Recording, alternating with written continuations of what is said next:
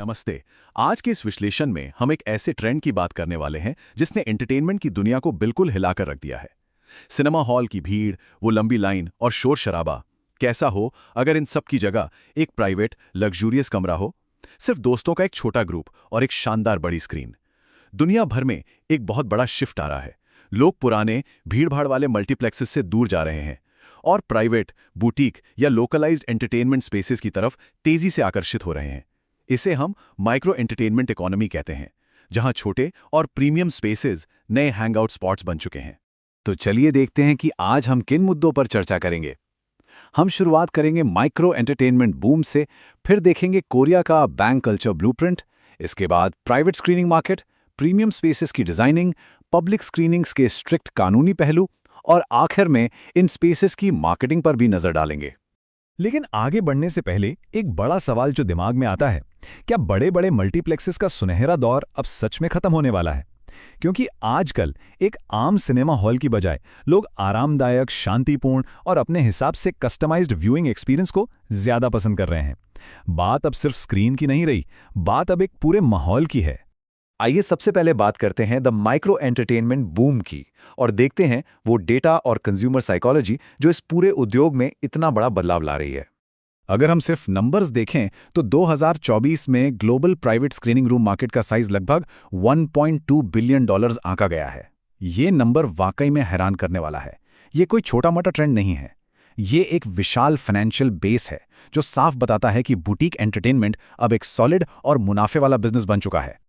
और इसकी रफ्तार देखिए, 2033 तक इस मार्केट के सीधे $3.8 बिलियन तक पहुंचने का अनुमान है। लगभग 13.7% का ये जबरदस्त कंपाउंड एनुअल ग्रोथ रेट ये साबित करता है कि आने वाले दशक में इस सेक्टर में पैसा और नए अवसर दोनों आसमान छूने वाले हैं। अगर हम इस बदलाव को समझें तो बड़े मल्टीप्लेक्सेस का पूरा बिजनेस मॉडल सिर्फ और सिर्फ मास वॉल्यूम पर टिका होता है। उनका मकसद होता है एक बार में ज्यादा से ज्यादा टिकट्स बेचना। दूसरी तरफ ये नया बुटीक सिनेमा मॉडल बिल्कुल अलग है। यहां सिर्फ 20 से 80 सीट्स होती हैं। पूरा फोकस प्रीमियम डिजाइन, आराम और एक शानदार इमर्सिव एक्सपीरियंस पर होता है। खासकर बड़े शहरों में जहां जगह की कमी है, वहां ये कॉम्पैक्ट थिएटर्स एक बहुत ही बेहतरीन विकल्प बनकर उभरे हैं। इसके पीछे एक बहुत गहरी कंज्यूमर साइकोलॉजी काम कर रही है। एक बहुत मशहूर बात है कि लोगों ने सामान खरीदना बंद कर दिया, उन्होंने यादें खरीदना शुरू कर दिया। और ये बिल्कुल सच है। लोग अब फिजूल का सामान इकट्ठा करने के बजाय शेयर्ड और हाईली कस्टमाइज्ड अनुभवों पर पैसा खर्च करना चाहते हैं। एक आम सा टिकट खरीदने से कहीं बेहतर अपने खास लोगों के साथ एक यादगार शाम बिताना ज्यादा कीमती हो गया है। इस ट्रेंड को बेहतर समझने के लिए हमें थोड़ा इतिहास में जाना होगा। तो आइए चलते हैं हमारे अगले हिस्से की तरफ, कोरिया का बैंक कल्चर ब्लूप्रिंट, जिसने इस रेंट बेस्ड प्राइवेट एंटरटेनमेंट की पूरी नींव रखी। दरअसल इस जबरदस्त कॉन्सेप्ट की शुरुआत साउथ कोरिया से हुई थी। कोरियन भाषा में बैंक का मतलब होता है कमरा, लेकिन वहां इसका इस्तेमाल एक ऐसे प्राइवेट स्पेस के लिए होता है जहां पब्लिक एंटरटेनमेंट का मजा लिया जा सके। 90 के दशक में वहां वीडियो बैंक शुरू हुए थे। शुरू में यह सिर्फ यंग लोगों के लिए एक सस्ता और आसान विकल्प था, लेकिन किसी को अंदाजा नहीं था कि प्राइवेसी और सुविधा का ये छोटा सा आइडिया एक विशाल सांस्कृतिक लहर बन जाएगा। ये बैंक कल्चर एक जगह नहीं रुका, ये कई अलग अलग रूपों में उभरकर सामने आया। जैसे मूवीज देखने के लिए वीडियो बैंक, 24 घंटे सोना और आराम के लिए जिमजिल बैंक, फिर दोस्तों के साथ बिना किसी शर्म के गाने गाने के लिए नोरा बैंक, इंटरनेट और गेमिंग के दीवानों के लिए आए पीसी बैंक, जहां सीट पर ही खाना मिल जाता है, और आखिर में मल्टी बैंक, जहां एक ही कमरे में मूवीज, गेमिंग कंसोल्स और बोर्ड गेम्स सब मिलता है। इन्हीं अलग अलग कमरों ने आज के आधुनिक और मल्टी फंक्शनल एंटरटेनमेंट स्पेसेस का ब्लूप्रिंट तैयार किया। इस रोचक इतिहास के बाद आइए अपना रुख करते हैं द प्राइवेट स्क्रीनिंग मार्केट की तरफ। यहां हम देखेंगे कि आने वाले समय में प्राइवेट व्यूइंग रूम्स का मार्केट किस तरह बंटने वाला है। यहां एक बहुत ही दिलचस्प बात सामने आती है। जब हम 2033 के प्रोजेक्शंस देखते हैं तो होम थिएटर 45% शेयर के साथ मार्केट पर राज कर रहा है। इसका सीधा सा मतलब है कि लोग बाहर जाने के बजाय अपने घरों के अंदर ही प्रीमियम सिनेमा बनाने में सबसे ज्यादा पैसा लगा रहे हैं। उसके बाद 20% शेयर के साथ कमर्शियल स्क्रीनिंग रूम्स आते हैं और फिर बुटीक सिनेमाज और होटल स्क्रीनिंग रूम्स। पैसा बिल्कुल उन्हीं जगहों पर लग रहा है जहां अनुभव पूरी तरह से निजी और खास हो। और ध्यान देने वाली बात यह है कि ये सिर्फ हवाई बातें नहीं हैं। असली दुनिया में देखें तो भारत के एक स्टार्टअप द बेंच टाउन ने शार्क टैंक इंडिया में 2 करोड़ रुपए की फंडिंग हासिल की। जब देश के बड़े और समझदार निवेशक ऐसी लोकलाइज्ड माइक्रो एंटरटेनमेंट कंपनियों पर भरोसा जताते हैं तो ये साफ हो जाता है कि ग्राउंड लेवल पर इस बिजनेस में कितना दम है। अब हम हमारे चौथे हिस्से की तरफ बढ़ते हैं, डिजाइनिंग प्रीमियम स्पेसेस।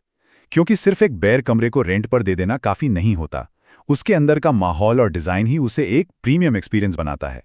आजकल गेम रूम्स का मतलब सिर्फ अंधेरे और दबे छुपे बेसमेंट्स नहीं रहे। 2026 के ट्रेंड्स पर नजर डालें तो मल्टी फंक्शनल प्रीमियम सेटअप्स की मांग तेजी से बढ़ गई है। डिजाइन और फंक्शनैलिटी का ऐसा बेहतरीन संगम हो रहा है कि फर्नीचर ग्रेड एस्थेटिक्स अब बहुत जरूरी हो गए हैं ताकि लोग उनकी फोटोज इंस्टाग्राम और सोशल मीडिया पर फ्लॉन्ट कर सकें। यहां तक कि कैजुअल खिलाड़ी भी अब प्रोफेशनल ग्रेड गियर चाहते हैं, जिससे हर कमरा एक हाई एंड डिजाइन स्टेटमेंट बन जाए। डिजाइन और एस्थेटिक के बाद एक और बेहद महत्वपूर्ण पहलू सामने आता है, और वो है लीगैलिटीज ऑफ पब्लिक स्क्रीनिंग्स। किसी भी ऐसी जगह को चलाने के लिए उसके नियम और कानून समझना बेहद जरूरी है। सिर्फ एक हाई क्वालिटी डीवीडी खरीद लेने या किसी स्ट्रीमिंग अकाउंट को लॉगिन करने से किसी को पब्लिक स्क्रीनिंग के अधिकार नहीं मिल जाते। कानूनी तौर पर किसी फिल्म को दिखाने के लिए 3 कदम बहुत जरूरी हैं। पहला, फिल्म की एक हाई क्वालिटी कॉपी प्राप्त करना। दूसरा और सबसे अहम, राइट्स होल्डर से पब्लिक स्क्रीनिंग का लाइसेंस लेना।